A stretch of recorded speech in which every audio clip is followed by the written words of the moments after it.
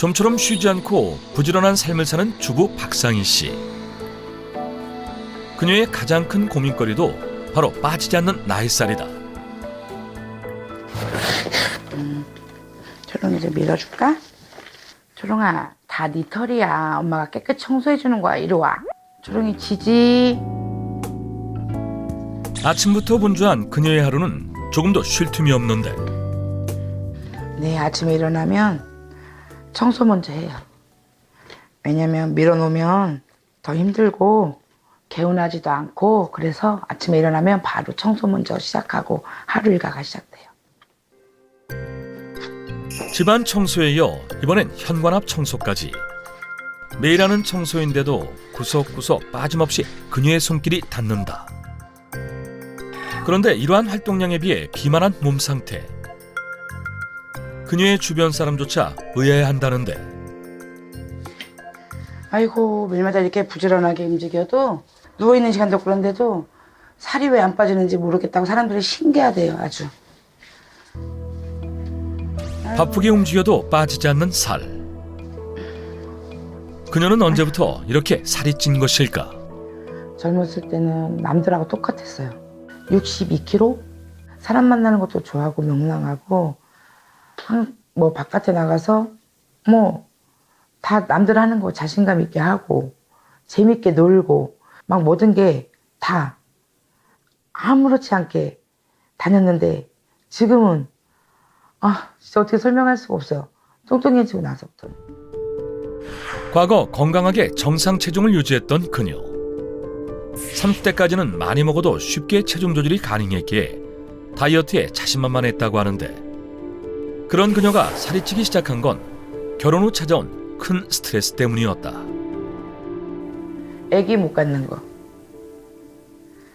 그러니까 살이 찌기 시작한 게, 아기가 내가 유산되고서부터요 되게 예민해졌어요. 그때부터 내가 막 이렇게 잠도 못 자고. 첫째 살찐 거는 아기 때문에. 스트레스? 예, 유산되고서. 그래서 아직까지도 아기가 없는 거예요.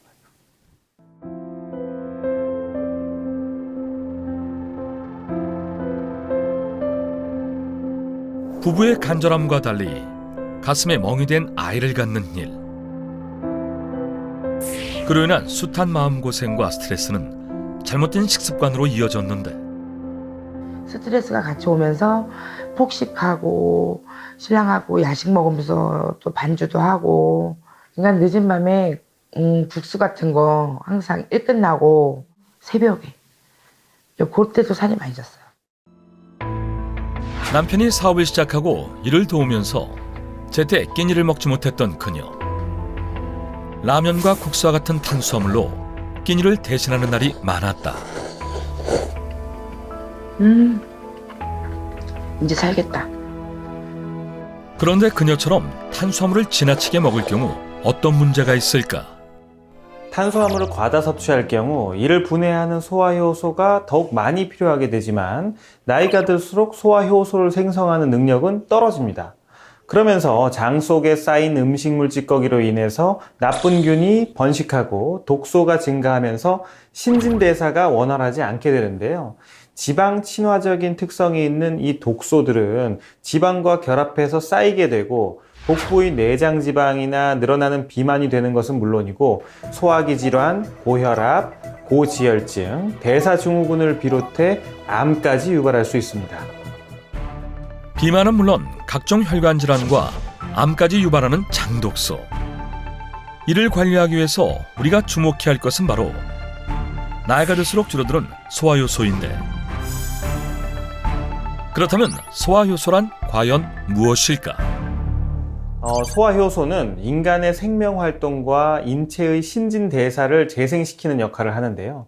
음식물이 입을 통해서 신체로 들어오면 침샘, 위, 그리고 췌장 등에 있는 소화효소가 음식물을 분해하고 분자 크기의 영양소로 만듭니다.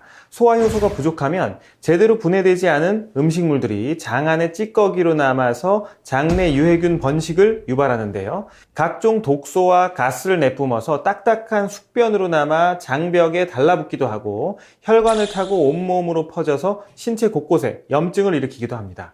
또한 소화효소는 모든 신진대사에 관여하기 때문에 부족할 경우에는 대사작용에 문제가 생길 수도 있고 혈액을 정화하는 혈관 청소, 독소 성분을 배출하는 일을 담당하기도 합니다. 실제로 적절한 효소 섭취가 소화와 신진대사에 도움을 주고 독소 배출에도 효과가 있다는 연구도 있는데, 그러나 문제는 체내 효소는 나이가 들수록 급격히 줄어 소화력이 떨어진다는 것. 어린아이와 비교했을 때 노인의 효소량은 30배가량 줄어 외부 섭취를 통해 부족한 효소를 보충해야 한다. 임신 스트레스와 잘못된 식습관으로 인해 비만이 된 박상희 씨. 특히 불룩한 뱃살이 가장 눈에 띄는데, 현재 그녀의 몸 상태는 어떨까? 키 163cm에 몸무게는 약 108.5kg 고도 비만. 복부 둘레 또한 기준치에서 30cm를 훌쩍 넘어선 심각한 복부 비만이다.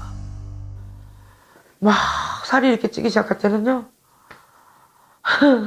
기가 막히더라고 진짜 나도. 그러니까 뚱뚱해지면 자신감이 첫째 떨어져요. 다른 생각을 못하게 돼요. 그냥 사람이 좋은 말을 해도 아프잖아요. 삐뚤게 나가요. 너 진짜야. 너한테 그렇게 말한 거 아니야. 그래서 너 나보고 한 거잖아. 이런 식으로 돼버리더라고. 괜히 나 뚱뚱한 거에 대해서 뭐라고 하는 것 같고 그런 거에서 예민해져.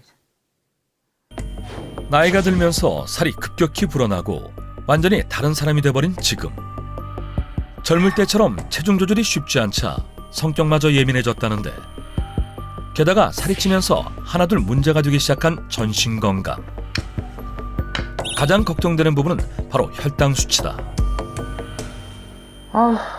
왜 이렇게 많이 나왔어. 진짜 미치겠네. 당뇨가 심각한 것은 물론 고지혈증 등 각종 질병으로 고통받는 그녀. 먹어야 하는 약도 늘어나면서 몸과 마음이 병들어가고 있다. 정확한 몸 상태를 알기 위해 찾은 병원. 활동량은 많지만 살이 빠지지 않고 전신 건강이 무너질 위기에 놓인 그녀. 과연 현재 그녀의 몸 상태는 어떨까? 검사 이제 여러 가지 하셨는데, 먼저 이제 체질량에 대해서 검사한 것부터 말씀을 드리면, 체중이 지금 요번에 측정할 때 107kg가 나왔고요. 우리가 체질량 지수라고 보통 얘기를 하는데 39니까 이건 이제 초고도 비만이라고 볼 수가 있고요. 복부 지방도 굉장히 높고 내장 지방도 굉장히 높은 상태예요. 그래서 어느 부위를 뺀다기보다는 전반적으로 관리를 해서 노력을 하는 게 이제 중요한 단계라고 말씀드릴 수가 있습니다. 또 배변 활동이나 이런 건 괜찮으세요? 화장실 같은 거를 잘 못 가요. 근데 일단 보면 대사 장애 중에는요, 우리 이제 뭐 장 안에는 여러 가지 세균들이 또 효소를 만들고 뭐 이런 기본적인 장 운동이라든지 소화 흡수에 도와주는 그런 기능을 하는 것들이 있는데, 비만이 있는 경우에 그것도 좀 영향을 받는 걸로 되어 있거든요. 일단 체중이 많이 나가는 상태로 오래 지속되면 여러 가지 혈관합병증이라든지, 이 혈관합병증은 심장병, 뇌졸중, 신장 뭐 이런 걸 다 포함을 하는 거거든요.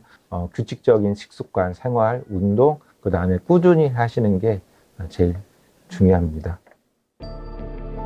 비만으로 인해 심장병과 뇌졸중과 같은 혈관합병증의 위험성도 있다는 진단 결과.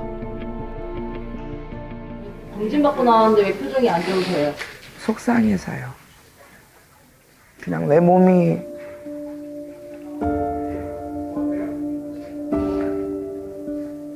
이렇게까지 막 망가뜨려진 게. 계획을 잡고 몸 건강하게 관리하려고 그런 마음을 갖고 있어요.